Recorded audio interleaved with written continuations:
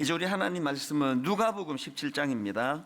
신약 성경 누가복음 17장 11절부터 19절까지 말씀입니다. 누가복음 17장 11절부터 19절까지 한 절씩 교독해서 읽도록 하겠습니다. 누가복음 17장 11절 제가 먼저 읽습니다. 예수께서 예루살렘으로 가실 때에 사마리아와 갈릴리 사이로 지나가시다가 한 마을에 들어가시니 나병 환자 10명이 예수를 만나 멀리 서서 소리를 높여 이르되 예수 선생님이여 우리를 불쌍히 여기소서 하거늘 보시고 이르시되 가서 제사장들에게 너희 몸을 보이라 하셨더니 그들이 가다가 깨끗함을 받은지라. 그 중에 한 사람이 자기가 낳은 것을 보고 큰 소리로 하나님께 영광을 돌리며 돌아와 예수의 발 아래에 엎드려 감사하니 그는 사마리아 사람이라. 예수께서 대답하여 이르시되 10사람이 다 깨끗함을 받지 아니하였느냐? 그 9은 어디 있느냐? 이 이방인 외에는 하나님께 영광을 돌리러 돌아온 자가 없느냐 하시고 같이 읽습니다. 그에게 이르시되 일어나 가라 내 믿음이 너를 구원하였느니라 하시더라. 아멘. 1990년대에 활동하던 장 도미니크 봅이라는 그 프랑스 사람이 있습니다. 이분은 이제 그 세계적인 여성 잡지 엘러의 그 편집장이었을 뿐만 아니라 아주 잘생긴 외모, 화려한 언변 이런 것들로 인해 가지고 그 프랑스의 사교계를 풍미했던 분으로 알려져 있는 분입니다. 이렇게 잘 나가던 분인데요. 이 43살이 되던 해에 인생이 완전히 절망을 경험합니다. 갑자기 그 뇌졸중으로 쓰러지는데 그리고는 이제 3주 만에 의식이 돌아오기는 했는데 어떤 불행한 일이 생겼느냐, 그 락드인 신드롬이라고, 이게 뭐냐면은 지금 의식은 다 있는 거예요. 우리랑 똑같이 의식은 있는데 전신마비, 몸을 움직일 수가 없는 거예요. 이것만큼 고통이 있겠습니까? 막 머리로는 막 온 세상을 다 날아다니는데 몸은 움직일 수 없는데 참 가슴 아프게도 딱 한 군데 유일하게 그 움직일 수 있는 곳이 왼쪽 눈꺼풀 하나래요. 이거 하나만 움직이고 전신마비인데 이분이 대단한 분입니다. 신체 중에서 유일하게 움직일 수 있는 왼쪽 눈 깜빡임 이걸 가지고요 신호를 만든 거예요. 예를 들면은 눈을 한 번 깜빡이면 네, 눈을 2번 깜빡이면 아니요. 그리고 이거를 이제 다 알파벳으로 이거를 만들어 가지고 이분이요 그 눈 깜빡임 한쪽 눈으로만 깜빡임을 가지고 책을 한 권 썼습니다. 제가 그 어느 분이 이제 이 글을 제게 보내주셔 가지고 읽으면서 너무나 감동이 밀려오는 겁니다. 들어보니까요 그 책을 어떻게 썼느냐, 어떤 날은요 문장 하나를 쓰는데 하룻밤을 꼬박 보내는 거예요. 그렇게 해서 이제 책이 한 권 나왔는데 그 책 제목이 잠수종과 나비라는 책이에요. 그 두껍지도 않습니다. 그 제가 이 책을 구해가지고 읽으면서 이런저런 그 생각을 하는데요. 이 책에 이런 내용이 있습니다. 끊임없이 입 속에 과다하게 고이다 못해 입 밖으로 흘러내리는 침을 정상적으로 삼킬 수만 있다면 세상에서 가장 행복한 사람이 된 기분일 것 같다. 이 근육이 마비가 되어 있으니까 침이 고여지는 것을 어떻게 하지를 못하니까요. 제게 이제 이분과 관련된 글을 보내주신 분이 이거를 이렇게 이제 요약해가지고 제게 보내줄 때 벌써 감동을 받았습니다. 흘러내리는 침을 삼킬 수만 있다면 세상에서 가장 행복한 사람입니다. 제가 이분의 그 글을 읽는데요. 예전에 그 이지선 자매라고, 지금은 이분이 대학 교수가 됐습니다. 유학을 다녀와가지고. 이분이 대학 시절에 그 화상으로 이제 중상을 입고 교통사고로 그 중상을 입고 이제 화상으로 굉장히 어려운 그 시간을 보내지 않았습니까? 이분이 그 과정에도 너무나 우리를 감동시키는 그런 그 모습을 보여서 너무 존경하는데요. 저는 그 이지선 교수가 했던 한마디 말이 가끔씩 떠올라요. 화상으로 이제 그 눈썹이 사라지고 나니까 하나님의 이 솜씨가 눈썹이 이게 엄청난 거라는 거예요. 이게 뭐냐 하니까 이게 땀이 흐르는데 이게 빈불바지예요. 이게 땀이 흐르면 눈으로 들어가지 않고 옆으로 새도록 그게 눈썹이더라는 거예요. 그래서 이제 이분이 눈썹을 잃고 나니까 너무 불편한 거예요. 눈으로 자꾸 땀이 들어가니까. 저는 지금도 한 번씩 그 이야기를 떠올려 보곤 합니다. 이 장 도미니크 보브라는 분이 그 흘러내리는 침을 삼킬 수만 있다면 세상에서 가장 행복한 사람입니다. 제가 이 글을 읽는데 우리 인간의 미련함이 뭐예요? 인간의 미련함이라는 거는 그것을 누리고 있을 때는 그 가치를 모른다는 거예요. 잃고 나면, 놓치고 나면 흘러내리는 침 삼키는 거 이거조차도 이게 세상에서 가장 행복한 조건이 될 수 있다는 걸 깨닫는 거, 이게 인간의 미련함 아닙니까? 이런 면으로 보면 우리가 지금 놓치고 있는 현실의 이 감사가 얼마나 많겠습니까? 지난주에도 20대 자매를 제가 만나 대화하고 상담을 하면서 해준 말이 그 얘기예요. 니들 때는 뭐 그냥 여드름도 나고 뭐 얼굴이 이렇다 저렇다 뭐 그 불평도 많고 그럴 나이지만 이제 내 나이쯤 돼 보니까 20대라는 그 자체가 아름다움이에요. 여드름 나면 여드름 나서 아름다워요. 우리는 여드름도 안 나요. 그 존재가 아름다운 때거든요. 그 뭐 다 이제 뭐 나이 들어가지고 뭐 이제 뭐 되돌아갈 수도 없고 소용도 없는데 지금 와가지고 그 20대가 아름다웠는데 그러고 있으면 무슨 소용이 있냐고요. 이게 우리의 미련함 아닙니까? 그 제가 지난주에 감사 목회를 선언한 이유도 여기 있는 거예요. 지나놓고 깨닫지 말고 당겨서 그것을 깨닫고 감사하고 인생의 폭을 좀 넓히자는 거예요. 제가 지난주 그 2,000원짜리 커피를 제일 좋아한다고 말씀드렸는데 그건 이제 그 가게에 가서 돈 주고 살 때를 말하는 거고요. 대부분의 경우는 제가 아침에 출근하면은 이제 교회에서 나오는 그 커피를 저는 제일 맛있어 합니다. 아침에 출근하면 이제 제 아내가 아침을 도시락을 싸줘요. 제가 이렇게 부탁을 해서. 그래서 이제 도시락은 다 이제 채소만 들어 있습니다. 달걀 2알, 그리고 이제 당근, 오이, 하여튼 저는 아침은 내 토끼가 돼요. 채소밖에 없습니다. 그렇게 아침을 간단하게 먹고는 이제 옆방에 가서 자판 저 커피 머신에서 이제 아무것도 타지 않은 그런 이제 커피 한 잔을 놓고 제가 이제 뭘 하는가 하면은 하루 일과를 시작하기 전에 제가 그 30몇 년 끊었던 커피를 다시 마시기로 한 거, 성대에도 이게 도움 안 된다지만 아침마다 마시기로 한 건요, 이 커피를 이 용도로 쓰기 시작하면서부터예요. 커피 한 잔을 놓고 2가지를 생각합니다. 하나는 하나님 오늘 하루 감사가 넘치게 해달라고, 그러면서 이미 주신 감사한 많은 것들을 떠올려요. 아주 소소한 삶에, 그래서 이렇게 좋은 아내 주신 거, 새 자녀 주신 거 참 얼마나 감사한지, 교회가 이렇게 무탈하게 이렇게 은혜롭게 갈 수 있는 거 하나님 은혜 아니고 이게 가능하겠습니까? 그 장로님들 하나같이 이 관계 형성이 잘 이루어져서 저에게는 형님, 저에게는 동생, 당회가 다툰 적이 단 한 번도 없다고 하면 믿으시겠습니까? 인격적으로 관계로 서로를 존경하고 존중하고, 그래서 당회 갔다 오면 막 너무 행복해요. 저는요. 그것도 감사. 곳곳에 우리 순장님들, 봉사자들, 헌신하는 사람들, 이런 분들 주신 거 하나님께 감사. 참 감사를 해요. 그 다음에 또 하나 하는 게, 아버지 오늘 하루도 분에 넘치는 욕심을 품지 않기를 원하는 거예요. 왜 감사를 먼저 떠올릴까요?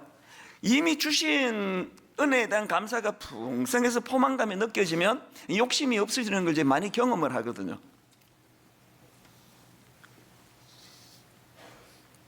하루를 이렇게 감사로, 뭐 시간 오래 걸리지도 않습니다. 10분도 안 걸려요. 이제 이 커피를 마실 때마다 의도적으로 이 2가지를 가지고 묵상을 하고, 하나님께 제가 이 하루를 이렇게 시작하기를 원합니다. 그렇게 하루를 시작하면은요, 하루하루가 막 얼마나 행복한지 모릅니다. 그 헬렌 켈러라고 다 아시죠? 이 시각장애인으로 참 존경받는 분인데요. 여러분 이거 아십니까?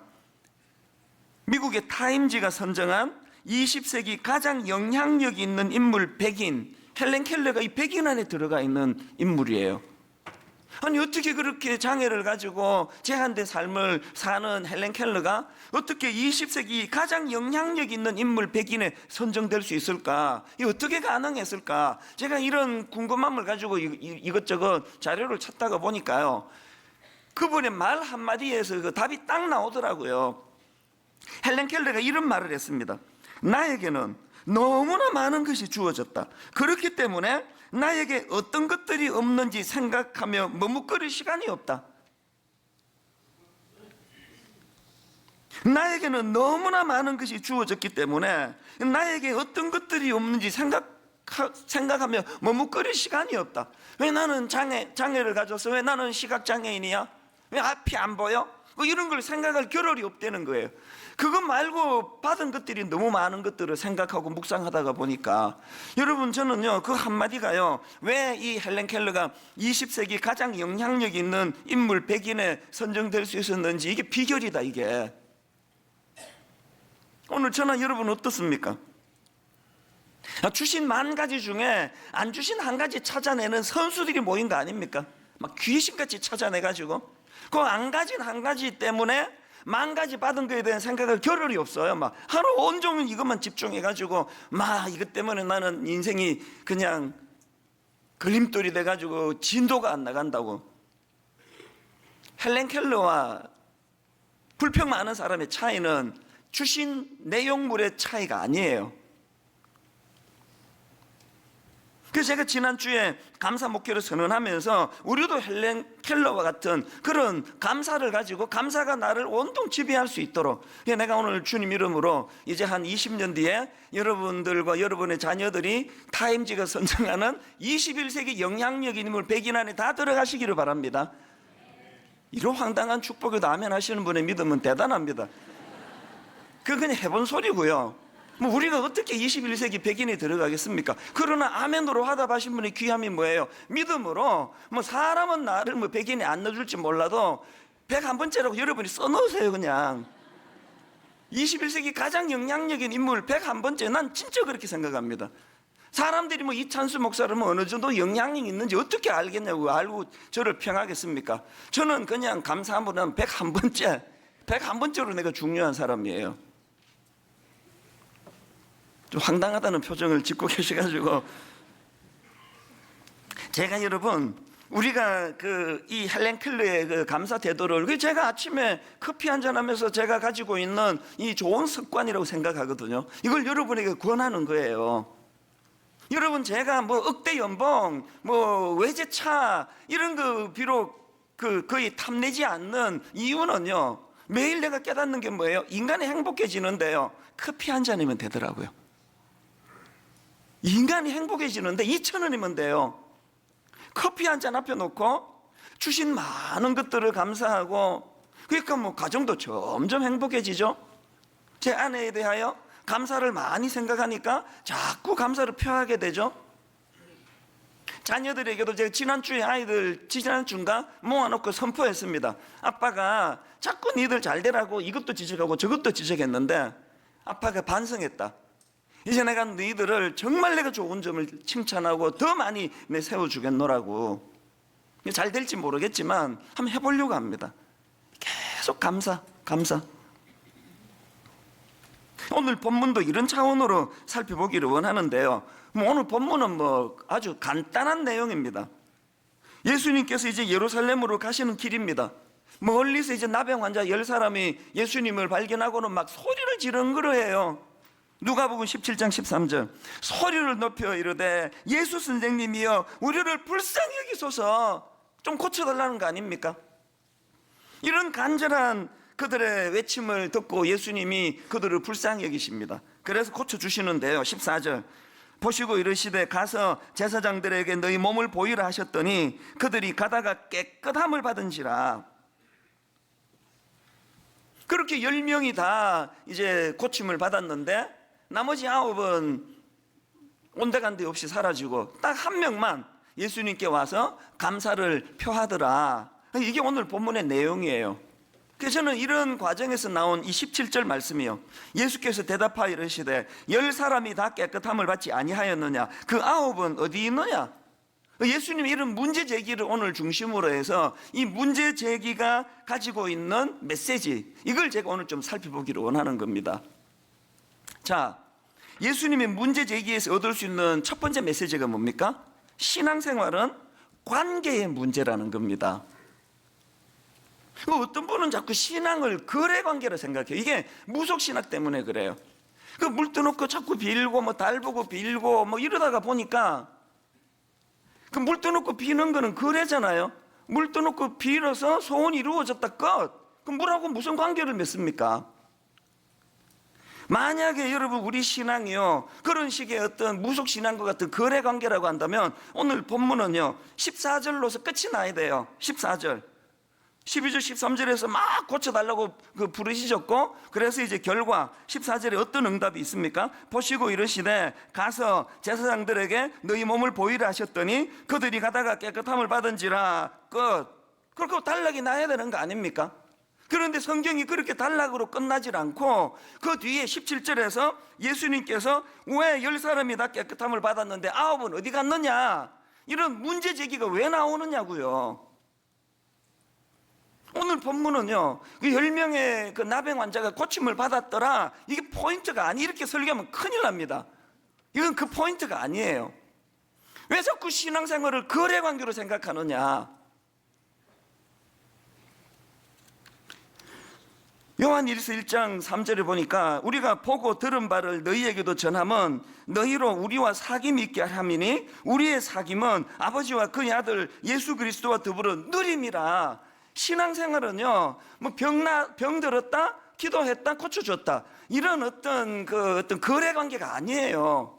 신앙은요 하나님과의 사귐의 관계, 그로 인한 나와 너와의 관계 회복, 이게 줄거리예요.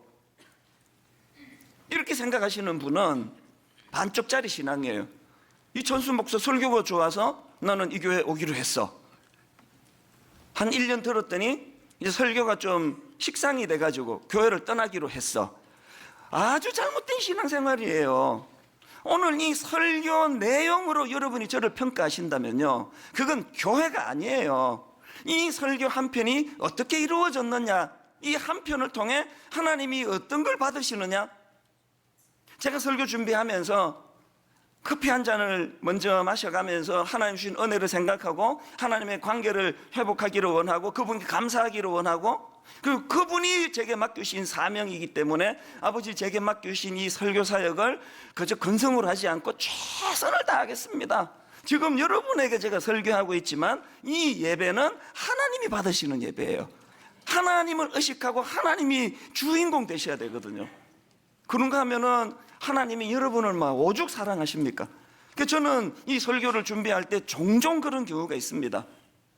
지금 내가 이 설교 준비하는 이 시간에 우리 어떤 성도는 못된 그 직장 사람 만나가지고 막 그냥 마음이 상하고 자존감이 무너지고 울고 싶고 그런 분들이 계실 텐데, 하나님 오늘 내가 이 설교를 잘 준비함으로 말미암아 돌아오는 주일날 그들이 세상에서 받은 상처가 치유되는데 이 말씀을 써주시기를 원합니다. 왜 그렇게 해야 됩니까? 이게 신앙이 이게 거래라고, 교회가 거래하는 곳이라고 한다면 뭐 그렇게 용서할 거 있습니까?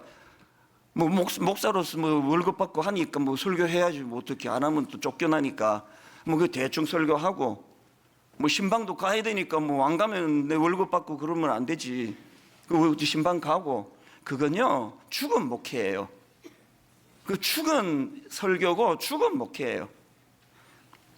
주님과의 관계가 잘 회복이 되고 가슴이 뜨거워지면 주님이 너무나 소중히 여기는 그 주님의 자녀들을 향하여 어떻게 해서든지 간에 말씀으로 은혜를 끼치고 싶어 안달복달하고, 그래서 설교 준비 다 해놓고 이제 이 정도면 됐겠지, 그리고 프린트 다 해놓고 그렇게 하고는 잠자리에 들어서 새벽에 주일 새벽에 일어나면은 또 그냥 찢어버리는 거예요. 왜 찢어버리는지 아세요? 인간은 얼마나 게으른 존재인지요. 원고 프린트 해놓으면 더 안 하고 싶은 거예요. 한 주 내내 했는데 또 들여다보는 게 엄두가 안 나요. 이 찢어버리면 어떻게 해요? 다시 프린트 해야 되니까 봐야 되는 거 아닙니까? 조금 전에 일부 예배 마치고 들어가면서 또 찢어버렸어 이거. 그 어떻게 또 뽑아야 되니까 또 처음부터 또 봐야죠. 이후에 마치고 또 찢어버렸어요. 왜 그래야 되는 거예요? 신앙은 거래관계가 아니기 때문이에요. 마음이 들어가야 되거든요. 내 마음이, 이 교회가 커져가지고 한 분 한 분 교제하고 대화하고 커피 마시고 이거는 못하지만, 영과 영이 서로를 신뢰하고 서로를 사랑하고 서로 교제하는 기쁨. 난 저분이 있어서 살만 난다, 저분은 내가 있어서 살만 난단다. 이걸 누리는 데가 교회예요. 다락방이, 우리 구역 다락방이 이런 모임이 되기를 저는 원합니다. 그런가 하면 두 번째로 예수님의 문제 제기에서 얻을 수 있는 교훈이 하나 더 있는데, 여러분, 감사는 표현이라는 사실이에요. 저는 그 청소년 사역을 오래 해가지고요, 이 좀 상상력이 좀 풍부해요. 이 공상을 잘하는데요. 근데 오늘 본문을 가지고 이제 계속 묵상하다가 이런 상상을 해봤습니다. 그저 10명이 고침받았는데 1명만 예수님께 나갔는데, 그 나머지 9사람이 60년대 경상도 분들이에요. 표현을 잘 못하는 분들이에요. 마음으로 막 엄청 고마운데 표현을 잘 못하는. 제가 왜 60년대 경상도라고 했냐 하면, 요즘 경상도 분들은 안 그렇습니다. 얼마나 친절하고 얼마나 부드러운데요. 그러나 이제 60년대는 이제 그 교육 받기를 조금 나이 든 손자가 할아버지 사랑해요 그러고 안기면은 저리가 징그럽게 왜 그래, 그 사랑을 그렇게 표현해야 돼? 그 이런 문화 속에서 배운 사람이 9이란 말이에요. 그래서 이 9 나병 환자가 이 60년대 경상도 출신이래 가지고 이제 이 1명만 주님께 와서 감사하겠지만 나머지 9은 가면서 정말 감사해 이러고 갔다고 내 가정을 해본 거예요. 성경 대부분은 다 마음이 중요한 거 아닙니까? 마음이? 그 성경 대부분이 마음이 중요하다고 한다면, 그러면 오늘 본문에 그 9명도 만약에 감사했다면 되는 거 아닙니까? 제가 오늘 본문을 통해 깨달은 게 뭐냐면요, 성경 대부분이 마음이 중요하다고 하지만 감사는 예외라는 거예요. 예수님이 그걸 지금 가르쳐 주시는 거예요. 만약에 그 감사도 마음으로 받으면 된다, 표현 안 해도 된다 그러면 이 17절 내용 바꿔야 돼요. 이렇게요. 예수께서 가라사대 공연한 짓을 하였도다. 나머지 9처럼 감사하고 떠나면 되는데 쓸데없는 짓을 하였도다. 뭐 이렇게 끝나야 되는 거 아닙니까? 근데 분명히 예수님께서 나머지 9은 어디 있느냐고, 그 마음으로 뭘 생각했는지 중요하지가 않고 그 9은 어디 있느냐고. 제가 어느 책에 보니까요, 이 감사를 한자풀이로 참 의미 있게 했더라고요. 그 화면으로 이 한자니까 한번 내용을 보세요. 감사는요, 한자로 느낄 감, 살해할 사자래요. 중요한 게 뭐냐, 감사는요, 느낄 감. 우리가 하고 있는 건 그냥 느낄 감 하나로 이미 이루어졌지만 어디까지 가야 된다고요? 중요한 건 저 사자인데요. 사자는 어떻게 구성되어 있습니까? 앞에 말씀 문자가 있고 뒤에 쏠 사자가 있단 말이에요. 그러니까 감사할 때 사가 뭐예요? 우리가 화살을 쏘는 것처럼 우리가 말로 감사를 쏘아야 된다는 거예요. 말로 그 사실을 표현하는 것까지가 감사라는 거예요. 우리가 지금 대부분 우리가 놓치는 게, 부부간에도 선생님에게 또 어떤 교회의 어떤 고마운 분에게 여보 알지 우리 이렇게 사는 게, 우리 느낄 당신 고마운 거 나 안다고. 당신이 내게 얼마나 고마운지 나 다 안다고. 여보 이게 좀 웃기지만요, 이게 실제로 우리의 모습이에요. 그거로 완성이 안 된다는 거예요. 예수님도 그렇게 말씀하시고 한자어도 그렇게 말씀하시고요. 느끼는 것만으로 안 된다. 화를 쏘듯이 말씀은 자에 쏠 사자라 그러잖아. 말로 그것을 표현하는 것까지가 감사다. 여러분, 오늘 이런 부분에서요, 참 우리가 놓치는 게 너무 많습니다. 윌리엄 아스워드라는 분도 비슷한 말을 했습니다. 이렇게 말했습니다. 감사를 느끼지만 표현하지 않는 것은 선물을 포장해 놓고 주지 않는 것과 같다. 야, 이 너무나 와닿는 이야기 아닙니까? 왜? 감 이래갖고 상대방이 못 알아들어요. 선물 포장만 해놓고 주지 않으면 그거 안 준 거예요. 내 니한테 주려고 포장 내가 얼마나 많이 해놓은지 아니 우리 집에 창고에. 그 정신 나간 이야기예요. 포장하는 것까지가 아니라 선물은 그것을 전해주는 것까지란다면 우리가 놓치는 게 뭐예요 지금? 작년 가을에 여러분 그 10월 말에 청년주일 때 고맙게도 우리 청년들이 세상에 그 해도 뜨기 전에 1부부터 5부까지 여러분 예배 마치고 나가면은 그 따뜻한 커피 한잔 하라고 그렇게 커피를 대접한 적이 있잖아요. 기억나시죠? 그 너무너무 정성으로 이 청년들이 우리 어른들에게 커피를 대접해가지고 제가 너무 감사했는데 그 다음날 보고하는 글 하나가 저를 너무 슬프게 했습니다. 가슴 아프게 했습니다. 어떤 보고가 올라왔는지 아십니까? 청년이 받은 상처가 이렇대요. 어제 1000여잔 이상의 커피를 나눠드렸는데 고맙다고 인사하는 어른이 10명이 안 되었다고 합니다. 내게 믿겨지지가 않아요. 안 믿고 싶은데요. 그래서 그 젊은 개들이 상처를 받았대요. 1000잔 넘게 대접을 했는데 고맙다고 말한 게 10번밖에 안 된다는 건 우리 문화예요. 이게 문화를 말하는, 우리가 막 유난히 막 정신 나간 사람만 모인 교회가 아니기 때문에 이게 문화란 말이에요. 어떤 목사님이요 미국 유학 갔다가 너무나 놀랐던 게요, 저 앞에 가는 사람이 이제 건물로 문을 열고 들어가는데 자기가요 거의 뭐 한 5m 뒤따라가고 있었는데 문은 열고 안 가더래요. 열어놓고 그 자기가 지나가라고. 이게 너무 자기가 거기에 감동을 받아가지고 나 이제 유학 마치면 한국 가서 그래야 되겠다. 그래서 실천을 했어요. 이렇게 조금 멀리 오는데 문을 열어줬더니요, 이상한 사람처럼 보고 가는 거예요. 이게 뭐 스토커인가? 이게 왜 이러지? 민망해서 더 이상 그렇게 못하겠더라는 거예요. 여러분, 우리가요 상대방이 그렇게 호의를 베풀지 않는 그것도 참 기분 나쁜 문화지만요, 왜 그렇게 되는지 아세요? 감사를 표현 안 하니까. 호의를 베푸면 오히려 민망하니까 이상한 사람이 되니까. 거기에 우리도 모르게 지금 익숙해져 있는 거거든요. 이거 지금 이런 문화로 이 부부 생활을 영위한다니까 이 가정이 이게 지금 이게 얼마나 복잡하겠습니까? 맨날 여보 감 알지 감 이러고 있으니까. 저는 잠언 18장 21절이요. 죽고 사는 것이 혀의 힘에 달렸나니 혀를 쓰기 좋아하는 자는 혀의 열매를 먹으리라.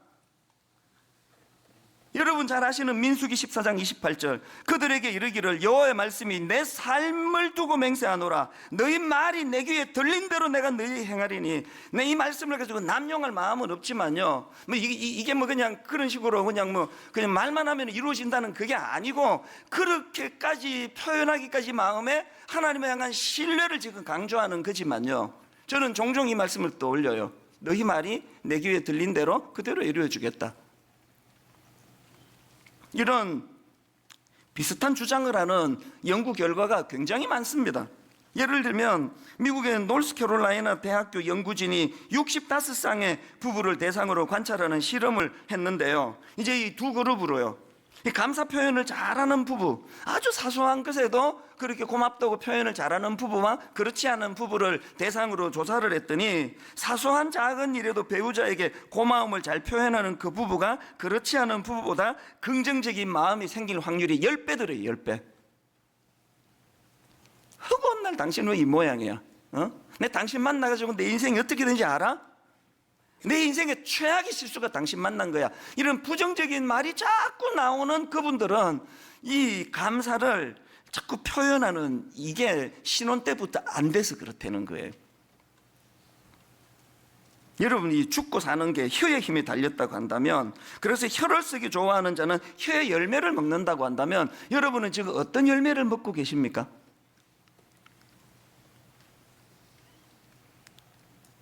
이 말이 가진 위력을 저는 너무 잘 아는데요, 저는 이제 많은 사람을 상대하잖아요. 또 교역자들이 많다 보니까 이 실수할 때도 많아요. 그래서 이제 하면 안 되는 실수를 가지고 저한테 와서 이제 보고를 할 때면, 이게 사람이요, 여기 이제 이걸 가지고 그냥 51% 아니면 40%가 행동을 유발하더라고요. 이 지금 머리가 막 작동이 되는 거예요. 그냥 뭐 처음 부임했는데 그냥 뭐 모른 척 넘어가? 용서해줘? 이거 한번 확 뒤집어? 막 그런 생각이 왔다 갔다 할 때 말이 툭 튀어나와요. 사람이 살다 보면 그럴 수 있지, 괜찮아라고 말을 탁 내뱉으면 머리가 막 갈등하던 게 괜찮다, 용서해 주자 쪽으로 확 돌아서는 걸 여러 번 경험했습니다. 반대로 뭐 이렇게까지 화가 안 났는데 툭 튀어나온 게 너 왜 이렇게 맨날 그렇게 실수하냐? 라고 말이 툭 나가면 갑자기 내 마음도 그쪽으로 기울어 가지고 막 엄청 불쾌해지는 걸 여러 번 경험했습니다. 이게 성경이 말하는 말의 위력이에요. 감사는 표현입니다. 표현하면, 요즘에 제가 이거 사실 이 설교를요 작년 가을부터 제가 준비하기 시작했거든요. 왜? 이제 감사 목회를 선포해야 되겠다고 결심한 게 작년 가을이니까. 그러면서 제가 많은 실험을 거쳤거든요. 제 아내에게 제일 많이 실험을 거쳤어요. 계속 감사를 표현하고 감사를 표현했더니 놀라운 결과가 뭐냐, 상대방도 기분 좋아하지만요 감사를 계속 표현했더니 제 아내를 보는 내 태도가 달라지더라고요. 이게 진짜 괜찮은 여자더라고요. 점점 좋아지는 거예요. 막 요새는 막 그냥 막 보고 싶어 죽겠어요. 막 교회 한번 보고 싶고, 막 저녁에 자꾸 막 보고 싶었다고 표현을 하니까 또 더 보고 싶어지는 거예요. 전에는 안 그랬거든요. 60년대 경상도. 말의 위력은, 감사의 위력은 표현할 때, 쏠 때 감사의 능력이 나타나는 줄 믿습니다. 마지막 세 번째로요, 여러분, 감사는요 더 큰 감사를 불러온다는 사실, 제가 이 표현은 제가 그 마음에 품고 있는 명언 하나에서 많이 제가 차용을 했는데, 이런 말 들어보셨습니까? 감사에는 문이 있어서 감사하면 문이 열리고 길이 열린다. 감사하면 문이 열리고 길이 생긴다. 오늘 본문이 딱 이 이야기를 지금 드러내는 거 아닙니까? 10명의 나병 환자가 공통적으로 다 고침을 받았습니다. 그리고 9명은 감사를 안 했고 1명만 감사했습니다. 그 1명 감사한 사람에게 어떤 길이 열렸습니까? 1명 감사에게 어떤 더 큰 감사가 나왔습니까? 19절, 그에게 이르시되 일어나 가라, 내 믿음이 너를 구원하였느니라. 육신의 질병 고쳐주는 게 1감사라면요 영혼의 구원을 선포하는 이 감사는 만 감사예요.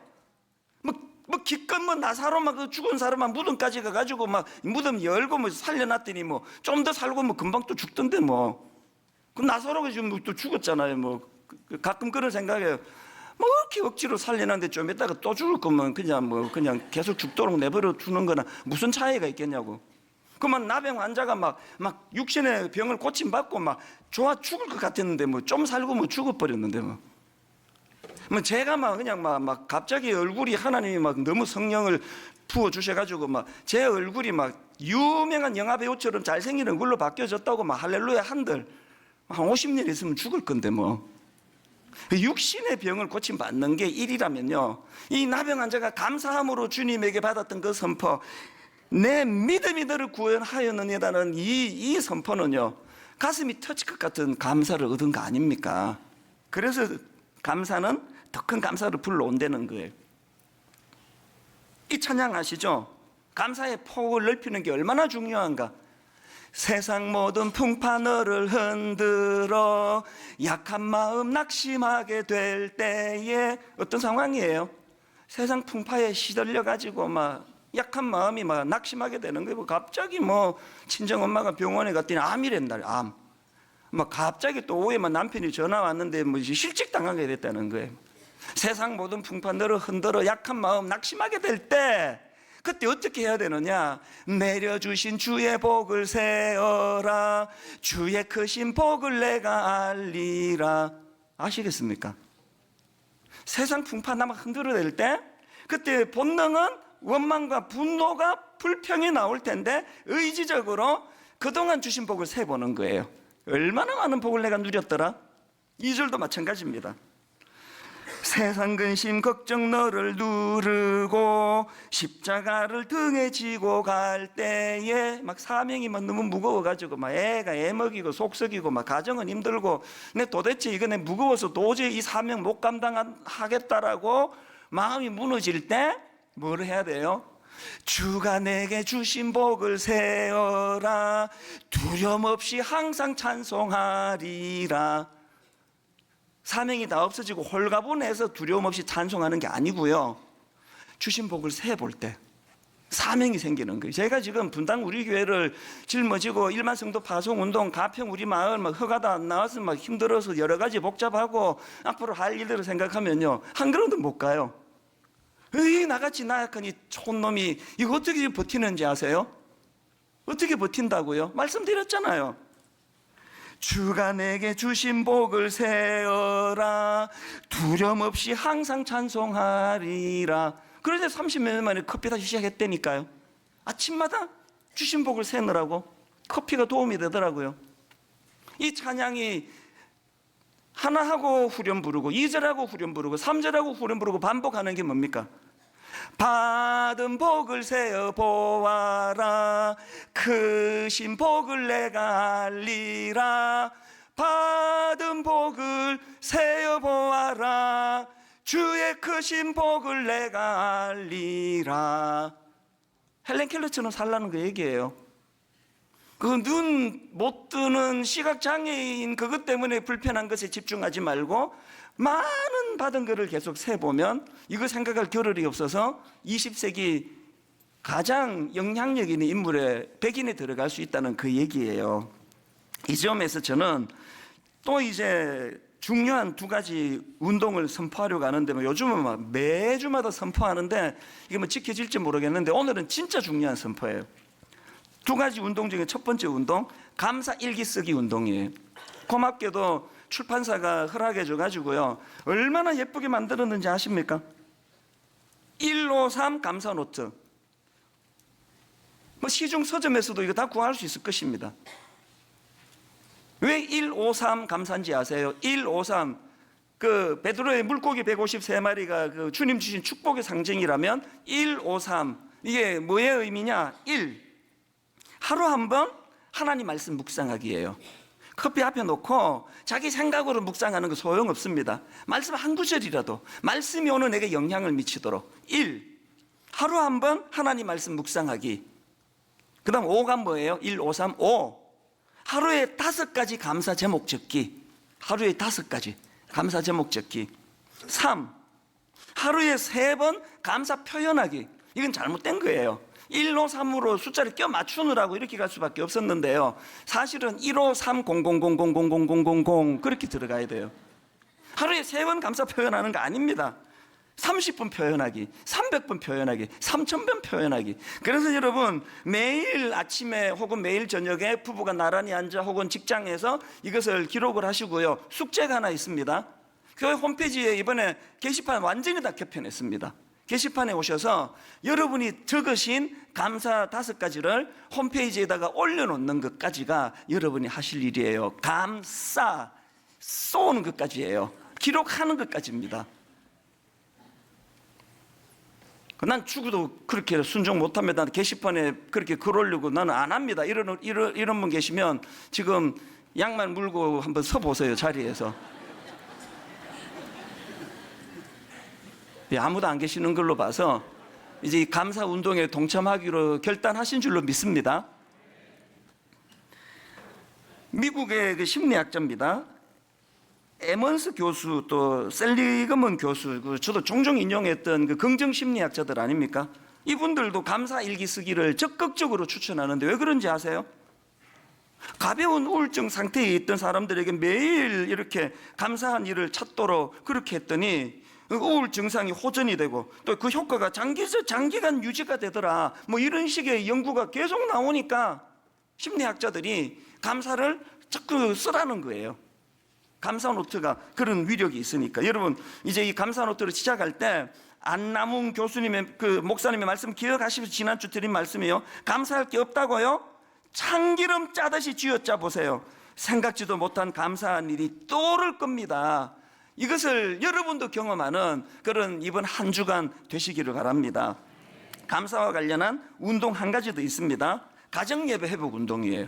사실 제가 지난 17년 동안 개척하고 하나 내 마음에 맺혀 있던 게 이 가정예배가 자리에 잘 안 잡히는데 이제 확실히 잡았습니다. 이제 가정예배 오늘 저녁부터요, 도구가 2가지입니다. 하나는 드라마 바이블이고 하나는 감사 노트입니다. 그래서 제가 가족 숫자만큼 구입하라고 하는 거예요. 여러분이 드라마 바이블 만드시면 얼마나 고맙습니까? 그렇게 정성을 들여 큰 돈 들여가지고 만들었는데 다 공짜로 다 나눠줘요. 핸드폰으로 앱으로 다운받으시면요, 그날 저녁에, 오늘 저녁에 가족이 모여가지고 우리 홈페이지 들어오셔도 되고 앱 다운받아서 하셔도 되고 가정예배 순서지 만들어드려요. 저희 한 달 분치예요. 시작하시면서 3월 31일 창세기 1장 그냥 드라마 바이블 켜두시면 돼요. 애들과 더불어 눈만 감으면 돼요. 얼마나 쉽습니까? 드라마 바이블을 가지고 말씀 한 구절을 읽고 그리고 나서 감사 노트를 펴세요. 다음 주부터 주중에 월화수목금 자기가 감사했던 거 5가지 써내려간 걸 가정예배 때 이거를 나누는 거예요. 우리 큰아이 화요일 감사 한번 읽어볼래? 당신은 수요일 한번 읽어보시겠습니까? 그렇게 같이 나누고 그러면요, 그 아이가 한 주 어떻게 살았는지 딱 파악이 될 거 아닙니까?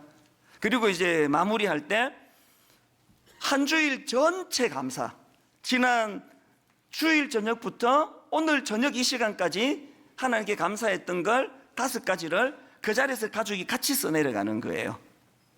그리고 그것을 놓고 하나님께 감사함으로 같이 기도하고 가정예배가 마무리되는, 이제 분당 우리 교회에 가정예배 운동이 회복되리라고 저는 확신합니다. 결론을 맺습니다.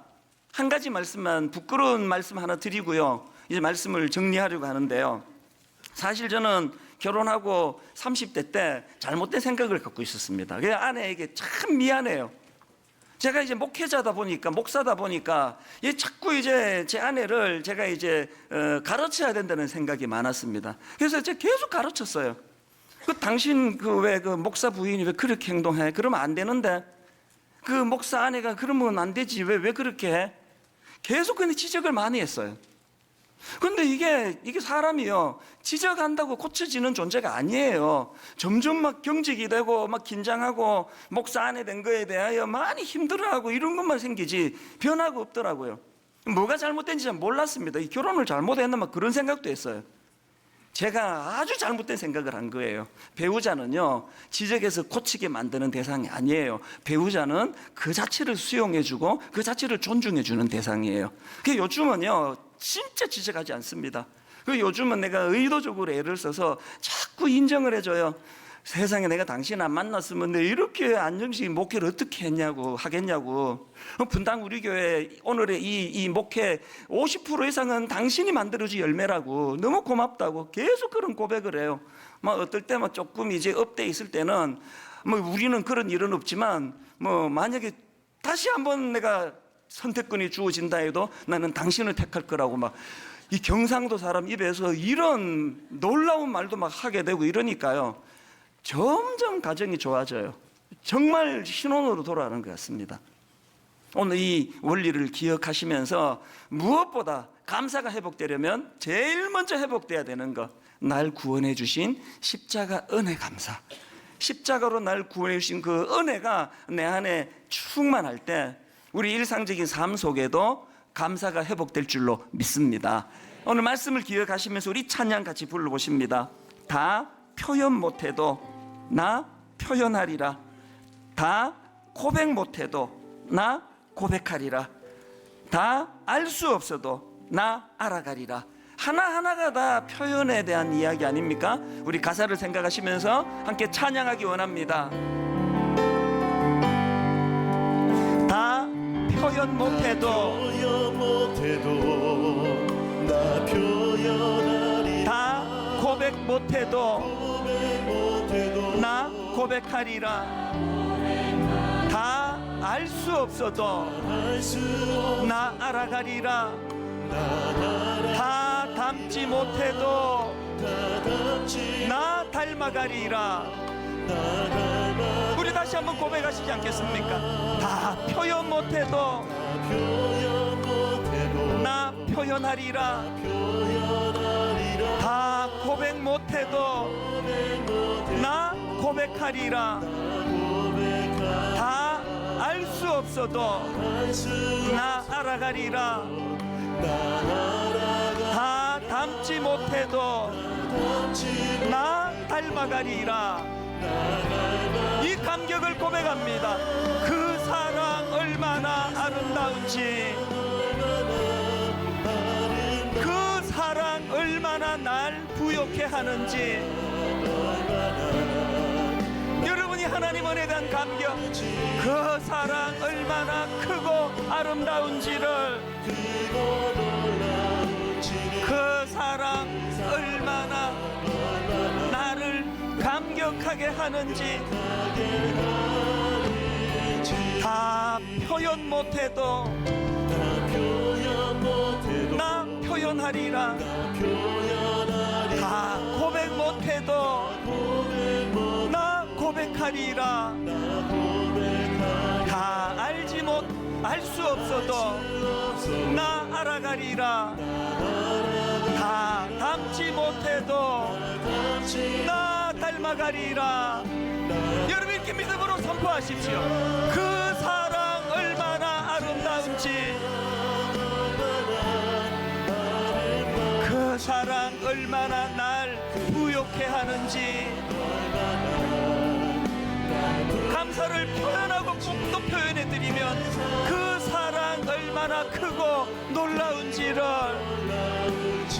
그 사랑 얼마나 나를 감격하게 하는지, 여러분 감격으로 다시 한번 고백합니다. 그 사랑 얼마나 아름다운지, 그 사랑 얼마나 날 부욕해 하는지, 그 사랑 얼마나 크고 놀라운지를, 그 사랑 얼마나 나를 감격하게 하는지. 할렐루야, 찬양하세.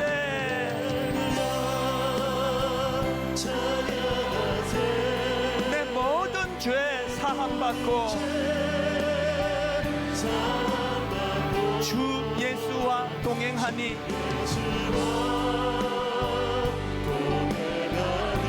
그 어디나 하늘나라. 영혼의 감사를 이렇게 올려드립니다. 내 영혼이 은총 입어 감사함으로 중한 죄짐 벗고보니, 감사의 눈으로 보니까 슬픔 많은 이 세상도 천국으로 화하도다. 여러분 이 감격을 가지고 하나님께 선포합니다. 할렐루야, 찬양하세. 내 모든 죄 사함받고 주 예수와 동행하니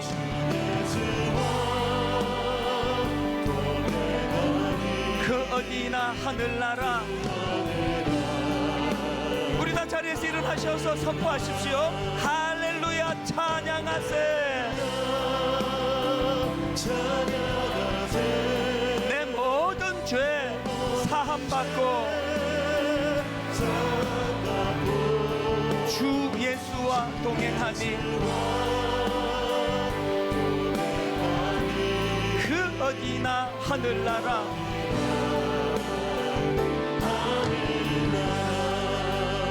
말씀을 감사함으로 받고 그 감사를 기도로 표현해 보시기 원합니다. 이제 하나님, 우리 가정이 살아날 방법을 찾았습니다.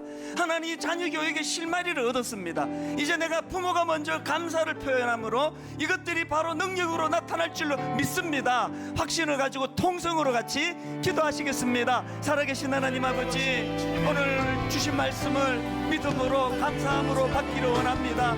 하나님 아버지, 헬렌 켈러처럼 주신 많은 하나님의 그 은혜들을 기억하고 감사함으로 말미암아 하나님, 내가 갖지 못한 그것에 집중하는 일이 일어나지 않도록 은혜로 인도하여 주시옵소서. 하나님 아버지, 감사함으로 받을 때 아버지 보일 것이 하나도 없는 인생입니다.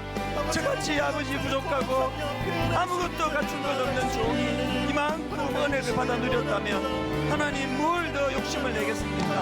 감사함으로 감사의 문을 열고 그렇게 하나님 앞으로 나아가도록 인도하여 주시옵소서. 하나님, 이제 감사 노트를 가지고 매일매일 감사를 써내려가기 원합니다. 하나님 아버지, 드라마 바이블을 가지고 하나님의 말씀을 늘 읽고 듣고 묵상하기를 원합니다. 하나님 아버지, 이렇게 말씀을 가지고 감사의 자리로 나아가는 아버지, 우리 귀한 성도님들에게 이것이 얼마나 놀라운 능력인가를 아버지가 보여주시는 그런 아버지 은혜를 한 주 내내 경험하도록 인도하여 주시옵소서. 아버지 하나님, 주님 우리를 새롭게 하시고 친절하게 하시고 정말 살아가며 그 위에 사는 우리 삶이 될 수 있도록 하나님 함께 하시고 주님 붙잡아 주시옵소서. 고마우신 하나님 아버지, 흘러내리는 침을 삼킬 수만 있다면 세상에서 가장 행복한 사람이라고 그렇게 전신마비로 누워있던 그분의 그 고백을 들으면서 하나님, 우리가 그동안 놓쳤던 감사가 얼마나 많은지 참 부끄러움을 가지고 고백하게 됩니다. 수만 가지 주신 은혜 가운데 그 안 주신 그 한 가지를 찾아내는데 선수가 돼가지고 늘 그것 때문에 스스로를 초라한 자리로 몰고 갔던 지난 시간들을 눈물로 회개합니다. 너무너무 사랑해서 내가 선택해서 한 결혼인데, 결혼하고 나서부터는 계속 이 사람이 갖고 있지 않는 거기만 집중해가지고 몰두하면서 원망하면서 보낸 세월들이 얼마나 아깝고 허탄한지요. 하나님, 이제 처음 결혼할 때 그 마음 그대로 10가지 약점이 있다 할지라도 내가 발견한 한 가지 좋은 점으로 말미암아 결혼할 정도의 각오가 생기는 마음으로 배우자에 대하여 좋은 점을 칭찬하고 좋은 점을 계속 그것을 드러내주고 감사해주는, 그래서 아버지, 상대방이 바뀌어서 변화되는 가정도 있겠지만 말씀의 원리를 가지고 나 자신이 변화됨으로 가정이 회복이 되는 놀라운 역사가 이곳저곳에서 일어나도록 함께하여 주시옵소서.